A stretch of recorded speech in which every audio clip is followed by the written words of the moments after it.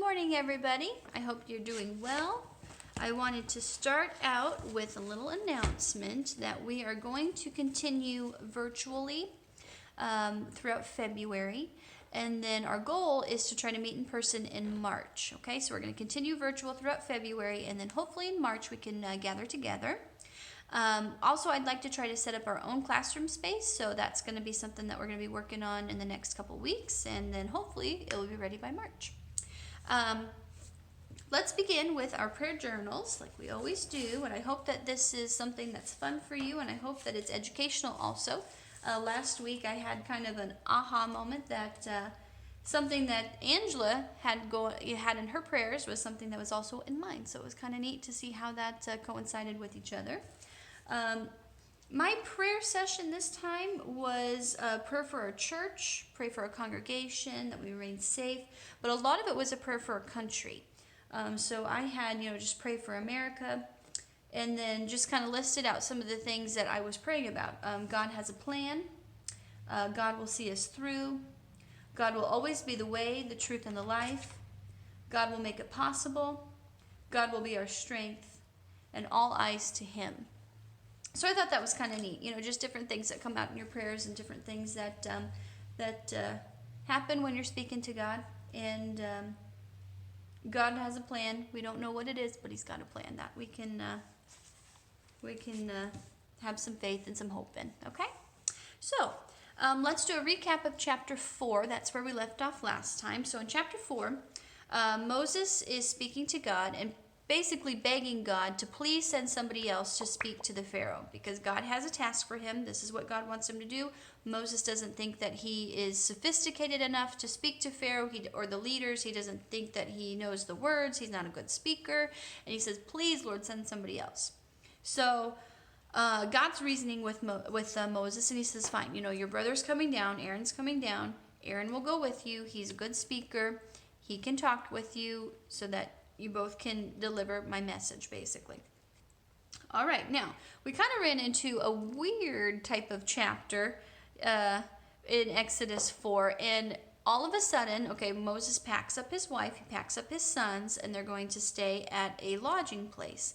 And what happens there? God tries to kill him, and you think, well, why would God try to kill Moses when he has this task for him? Well, we found out that according to Genesis 17, chapter 17, verse 9, that Moses had broken the covenant between God and Abraham. Okay, now we know that God and Abraham had a covenant. We know that Abraham's 12 sons represent the 12 tribes of Israel.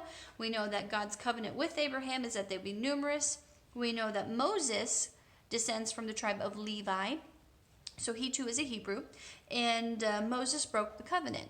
And so Moses obviously cannot be a servant to God for this task if he has broken the covenant. So they realize that the covenant was broken. They realize what they need to do to fix it. Okay, they fix it, and now Moses is worthy of the task. Okay, so Moses and Aaron, they go to the Israelite elders, the Hebrew elders, and they explain everything that God said to them. They show them the wonders with the snake and the staff, with the leprosy hand. And the elders realized that God had concern for them, and they bowed down to worship. That's where we left off. All right? So we're going to start with our rightnowmedia.org. We're going to go down to session 4, where it's Exodus chapter 5 through 6. Okay? We'll watch the video, and we'll be back in a second. Okay, I hope you enjoyed the video. It had some good information in it. And we're going to begin with our Bibles. Let's open our Bibles to Exodus chapter 5. Okay? Afterward, Moses and Aaron went to the Pharaoh and said, "This is what the Lord, the God of Israel, says. Let my people go so that they may hold a festival to me in the wilderness." So Moses and Aaron, they go to the Pharaoh, which we remember is a big deal. Okay? No one really, on behalf of the Israelites, on behalf of the Hebrews, no one can go to see the Pharaoh. It just was kind of unheard of. So for Moses and Aaron to go and speak to the Pharaoh about letting the Hebrews go was a big deal. All right. Pharaoh said, "Who is this Lord that I should obey him and let Israel go? I do not know the Lord, and I will not let Israel go." Then they said, "The God of the Hebrews has met with us. Now let us take a 3-day journey into the wilderness to offer sacrifices to the Lord our God, or he may strike us with plagues or with the sword. Okay, so we're going to stop there. Now, plagues, we kind of know those are self-explanatory, but the sword, let's figure out what the meaning of the sword in this verse means. Does it mean that God's going to just drop a sword out of the air and shank somebody? No, that's not what that means. If we do a little bit of history search here, we'll find out. So, if you look up, the reference to the sword is equally natural. Since the Israelites occupied the eastern district, which was frequently disturbed by the neighboring Shassos, okay? And Shassos is the Egyptian term for the Canaanites. Good to know. So, I sent you a map.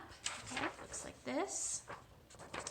And if you look at your map, here is where the Israelites are located, okay? They are located right here.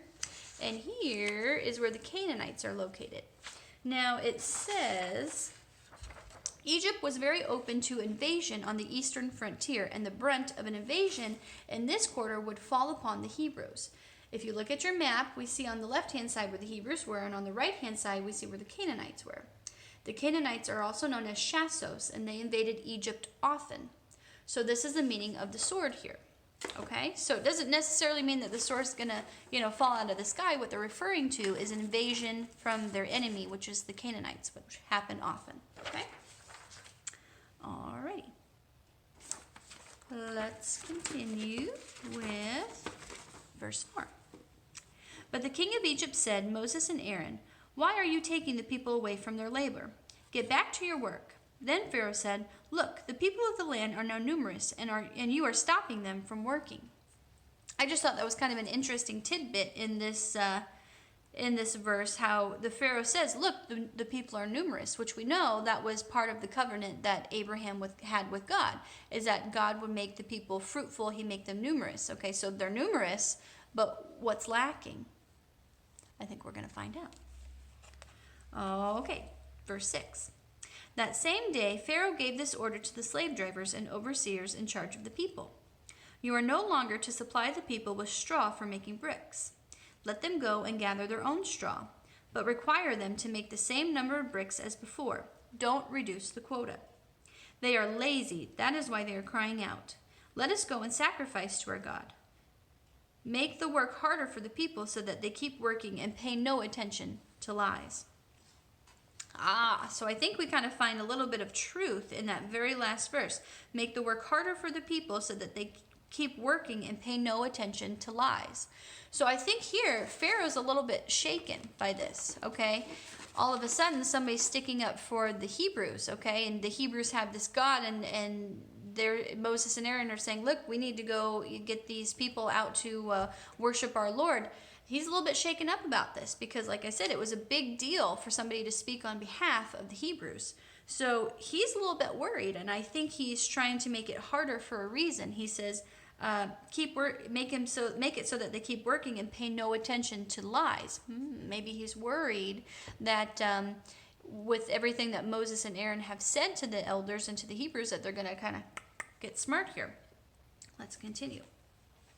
Then the slave drivers and the overseers went out and said to the people, this is what Pharaoh says, I will not give you any more straw. Go and get your own straw wherever you can find it, but your work will not be reduced at all. So the people scattered all over Egypt to gather stubble to use for straw.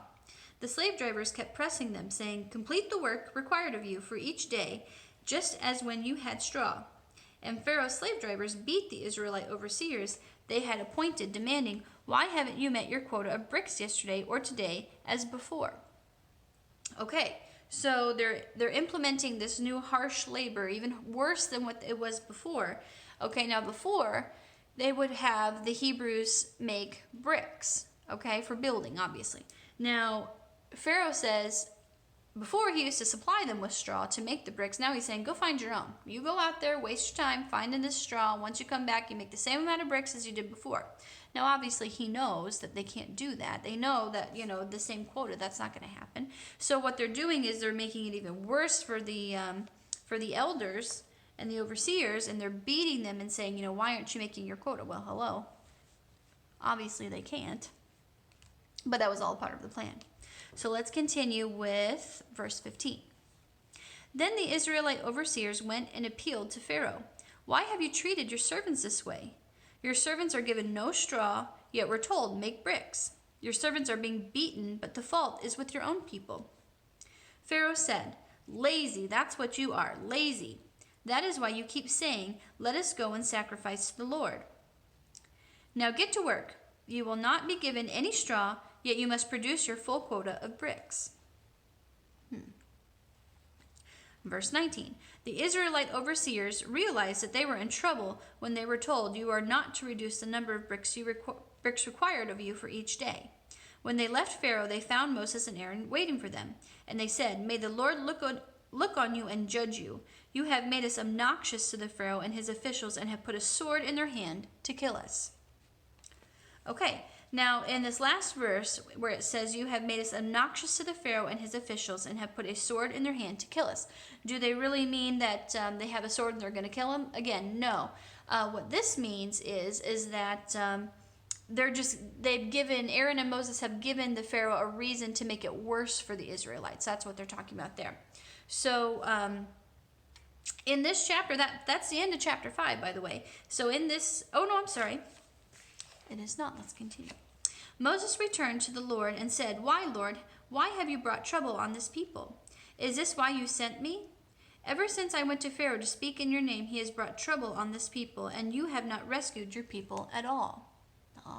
Okay, that ends chapter 5. So, interesting chapter. I think it kind of lays some groundwork for what's going to happen next. And so the Israelite leaders are wondering and questioning, why have you done this? You've made it worse for us in the long run. And then Moses and Aaron are kind of questioning God and saying, you sent us here. This is what we're supposed to do. This is what we did. And you're making it worse for the people. You're not doing what you said you were going to do. So that is where we end. Let's go ahead and look at our Exodus 5 questions, okay? We have question number 1. What did Moses and Aaron ask of the Pharaoh? Let my people go so that they may hold a festival to me in the wilderness. Question 2. What was Pharaoh's response? Pharaoh questioned, who is this Lord that I should obey him and let Israel go? Question number 3. What did Moses and Aaron warn the Pharaoh of if he did not allow the Hebrews to go? Or he may strike us with plagues or with the sword. Okay, and here, what is the meaning of the word sword in verse 3? The word sword means invasion of enemies. It doesn't mean that the sword's going to fall from the sky and kill somebody. No, it just means that the enemies may invade their land. Question number 5. What were Pharaoh's new orders given to the slave drivers? You are no longer to supply the people with straw for making bricks. Let them go and gather their own straw. Pharaoh also said to keep their daily quota the same. Number 6. What did the Israelite leaders ask of Pharaoh? They asked why Pharaoh was treating them like this. Number 7. Why did Pharaoh increase their labor? He said, make the work harder for the people so that they keep working and pay no attention to lies. That's in verse 9. I think Pharaoh here, he thinks that if he makes it worse for them, they won't be listening to what Moses and Aaron say. But is that usually how it works? That we make it worse and they won't listen to you? I don't think so. And finally, number 8. What did the Israelite leaders say to Moses and Aaron? May the Lord look on you and judge you. You have made us obnoxious to Pharaoh and his officials and have out a sword in their hand to kill us. Okay. Now, we're going to talk about the last verse, it will be 22 through 23. We're going to recap that as we continue next week with chapter 6, okay? So we're just going to kind of leave it with this, that Moses and Aaron are questioning God and saying, we came here like you said, we did what you said, and you're not delivering your people like you said you were going to do. So that's where we're going to stop. Alrighty, well, I hope that you guys have a good week, and we will see you next time. Bye-bye.